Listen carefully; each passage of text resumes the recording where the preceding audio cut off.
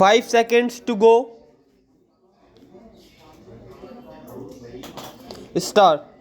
In discussing the demands for grants of the finance ministry, we have got to see to what extent the administration of this particular ministry has led to the development of our national wealth and the securing of the welfare which our state claims to have in view.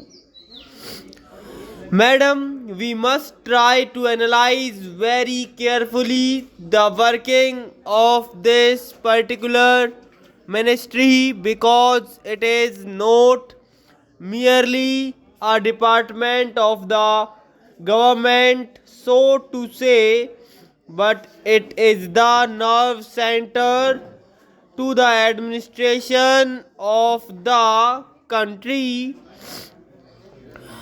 I would like first to refer to the role of foreign capital because in determining the manner in which the permission of capital issues has been granted by the particular administration, we should keep in our mind to what extent the interests of our nation have been served.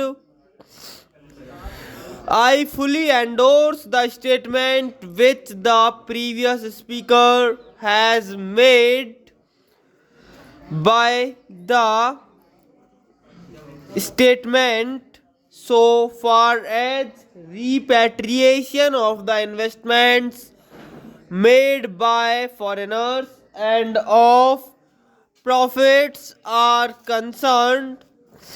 We have dealt with this topic quite a number of times, and I do not want to reiterate anything apart from only supporting what the honorable member who just now spoke said.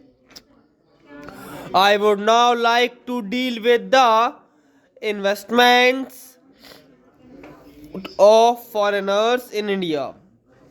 Madam, the government of our country accepted the proposition that in allowing foreign investment, it should come in only in such industry and such form of production wherein our national investors will not come forward and in which technical skill is wanted. There is also one other factor which the industrial policy of our government of 1948 as adumbrated further in 1949 by the Prime Minister laid down. It specifically said that the control and ownership of such concerns should, as far as possible, be in the hands of Indian nationals and the technical know-how of our country should be developed. I would like to emphasize the figures that have been put forward for the last few years from 1947 till the end of 1952 or the early part of 1952. It has been reported that rupees 19 crores of foreign capital have been allowed to be invested in our country. Of that, practically more than rupees 6 crores have been allowed to be invested in managing agency and trading enterprises in our country.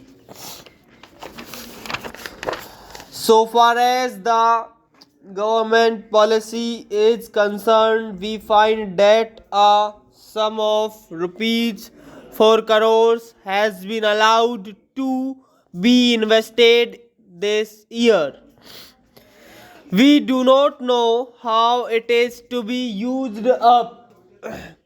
We have been told that during the period 1948-53, nearly rupees 35 lakhs have been allowed to be invested in textile machinery and generally in the textile industry. We have seen to the what extent cotton and jute have been dominated by the national capital and to what extent they play the role as against the demand for them. We know further what the government is doing in regard to these industries and how the Indian counterpart in these industries are behaving. Then, why this further penetration of foreign capital? Even in regard to the expansion scheme, we find that paints, soaps, electric fans, and machine tools are some of the industries where the government is allowed foreign interest to establish or expand their factories. It will adversely compete with the production of the country when the indigenous producers do not find any market in this sphere.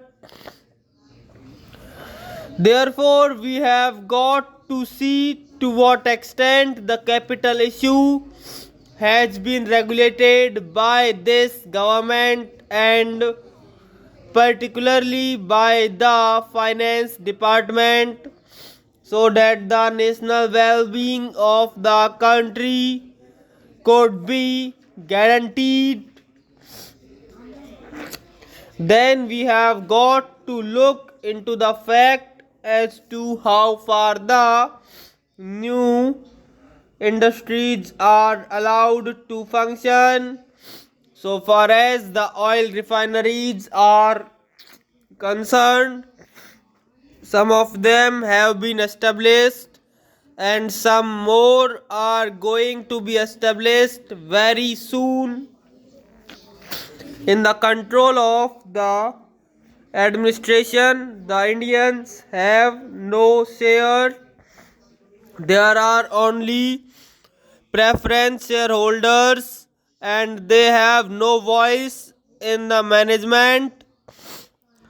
So far as the administrative aspect in this industry is concerned, the most important part of it is the technical know-how. They do not guarantee what they will train the Indians. That means they say even after 20 years we will have to face the problem of the know-how in respect of the oil refineries. I do not know why the government are showing softness to foreigners in this matter. Then we have another investment in collaboration with the Indian chemical industries for the manufacture of civil explosives. Here, as far as I have gathered, only 20% is going to be Indian capital. The majority of the shares will remain with the Indian chemical industries.